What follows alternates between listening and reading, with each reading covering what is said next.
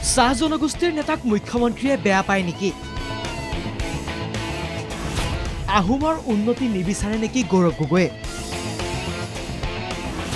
ৰাজনীতিৰ পাশা খেলত আকৌ চাহ জনগোষ্ঠী আৰু আহোম। এইবাৰ পবিত্ৰ ভাৰ্চেছ গৌৰৱ। মুখ্যমন্ত্ৰী হিমন্ত বিশ্ব শৰ্মাই কংগ্ৰেছৰ জ্যেষ্ঠ নেতা পৱন সিং ঘাটোৱাৰক আক্ৰমণৰ লক্ষ্য কৰি লোৱাৰ পিছত দলৰ জ্যেষ্ঠ নেতাজনৰ পক্ষত থিয় হৈ শনিবাৰে গৌৰৱ গগৈয়ে কৈছিল, চাহ জনগোষ্ঠীক বেয়া পায় মুখ্যমন্ত্ৰীয়ে, সেয়ে পৱন সিং ঘাটোৱাৰক আক্ৰমণ কৰাই নহয়, মুখ্যমন্ত্ৰীয়ে আঁতৰ কৰিছে তেলী, তাছা আৰু পল্লৱ লোচনকো। মনটো কিবা এটা বেয়া পাই আছে, সেইকাৰণে তেলী ডাঙৰীয়াৰ টিকেট কাটি দিলে। সেইকাৰণে আমাৰ পল্লৱ লোচনৰ মন্ত্ৰী হৈছিলে, কেতিয়াবা দিল্লীলৈ ঠেলি দিলে, আকৌ দিল্লীৰ পৰা আকৌ টিকেট কাটিলে। সেইকাৰণে কামাখ্যা তাছা ডাঙৰীয়া আজি মন্ত্ৰী হোৱা নাই। সেইকাৰণে এতিয়া পৱন সিং ঘাটোৱাৰ ডাঙৰীয়া বাৰম্বাৰ তেওঁ ছবি বদনাম কৰিবলৈ বিচাৰিছে।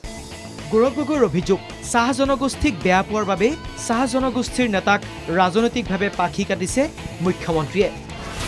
জ্যেষ্ঠ নেতাদ্বয় তেলী তাছাৰ ক্ষমতা কাটি পবিত্ৰ মাৰ্ঘেৰিটাক মন্ত্ৰিত্ব দিয়াইছে মুখ্যমন্ত্ৰীয়ে।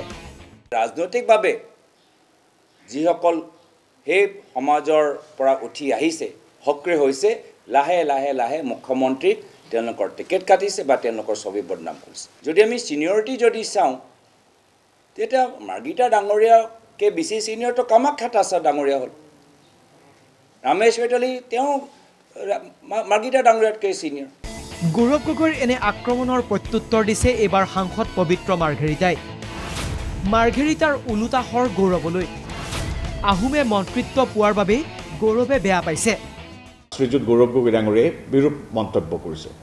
মই প্ৰথমে ভাবিছিলোঁ যে মই যিহেতু অসমীয়া জাতিসত্তাৰ অন্যতম প্ৰধান অংগ, আহোম জনগোষ্ঠীৰ এগৰাকী গৌৰৱী আহোম, গৌৰৱ গগৈ এগৰাকী আহোম ব্যক্তি, মই ভাবিছিলোঁ বিৰোধী যদিও এগৰাকী আহোম মানুহে, এগৰাকী আহোম ব্যক্তিয়ে ৰাজনীতিকে আজি মোদী মন্ত্ৰীসভাত মন্ত্ৰিত্ব লাভ কৰিছে, তেওঁ হয়তো আন্তৰিকভাৱে সেই কথাটোত ভাল পাব। কিন্তু আশ্চৰ্যজনক কথা, তেখেতে তাত বিৰূপ মন্তব্য কৰিছে।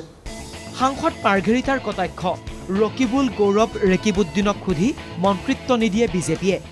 দুটা কথা। প্ৰথম কথা হ'ল গৌৰৱ গগৈ ৰেকিবুদ্দিন আহমেদ বা ৰকিবুল হুছেইনক সুধি আমাৰ বিজেপিয়ে মন্ত্ৰিত্ব নিদিয়ে। আমাৰ নিজস্ব চিন্তা চৰ্চা ধাৰণা আৰু নিজস্ব কাম আছে। মোদীজী বা আমাৰ বিজেপি নেতৃত্বই সেই বিষয়ে সিদ্ধান্ত লয়। জ্যেষ্ঠ কনিষ্ঠৰ প্ৰসংগ টানি পবিত্ৰ মাৰ্ঘেৰিটাইও ক'লে, গৌৰৱৰ জন্ম নহওঁতেই ৰাজনীতি কৰা প্ৰদ্যুৎ বৰদলৈ কিয় নিদিলে বিৰোধী উপ দলপতিৰ পদ? তেওঁ যেতিয়া গৌৰৱ গগৈৰ যেতিয়া জন্ম হৈছিল তেতিয়াই তেওঁ NSUI।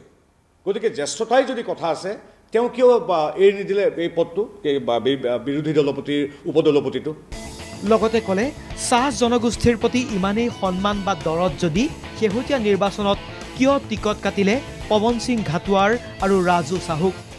যদি তেওঁ চাহ জনগোষ্ঠীৰ আমাৰ শ্ৰদ্ধেয় সকলোৰে এগৰাকী শ্ৰদ্ধেয় শীৰ্ষ নেতা, দল মত নিৰ্বিশেষে পৱন সিং ঘাটোৱাৰক তেখেতসকলে কিয় ডিব্ৰুগড় টিকেট দিয়া নাছিল? কিয় লুৰিণ গগৈক টিকট দিলে? তেতিয়া তেওঁৰ ঘাটোৱাৰ প্ৰীতি, চাহ জনগোষ্ঠীৰ প্ৰীতি বা জ্যেষ্ঠতা এইবিলাক কথা হোৱা নাছিল। ৰাজু চাহু ডাঙৰীয়া তেওঁ এগৰাকী জ্যেষ্ঠ নেতা তথা চাহ জনগোষ্ঠীৰ এগৰাকী অতি দক্ষ নেতা। তেওঁ যেতিয়া টিকেট বিচাৰিছিল, তেওঁক বিধানসভাতো তেওঁ নতুনকৈ অহা ছমাহ আগৰ ল'ৰা এজনক অজয় ফুকনক টিকট দিলে আৰু লোকসভাতো তেওঁক নৎসাত কৰিলে। কিন্তু কথা হ'ল, নিৰ্বাচনৰ সময়ত ৰাজ্যৰ ৰাজনীতিত মুখ্য ভূমিকা লৈ অহা চাহ জনগোষ্ঠী আৰু আহোম সম্প্ৰদায়ক লৈ যিসকলে ৰাজনীতি কৰি আহিছে, সেই ৰাজনীতিৰ পৰা সাধাৰণ ভোটাৰৰ প্ৰকৃতাৰ্থত কিবা লাভ হৈছেনে? দিল্লীৰ পৰা কেমেৰা পাৰ্চন বিজেন্দ্ৰৰ সৈতে মনীষ শুক্লা আৰু গুৱাহাটীৰ পৰা কেমেৰা পাৰ্চন ৰাতুল আহমেদৰ সৈতে লক্ষ্যজিৎ বৰুৱাৰ ৰিপৰ্ট NKTV।